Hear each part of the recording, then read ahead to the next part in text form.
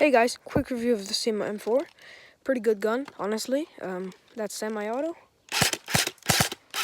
Oh, that's full auto, sorry. And that's semi. It's an AG, as you can hear. Quite a sturdy gun, made of polymer. The red dot. Whatever. I have a flashlight. Pretty good. Laser. Well, green light. I also have a laser.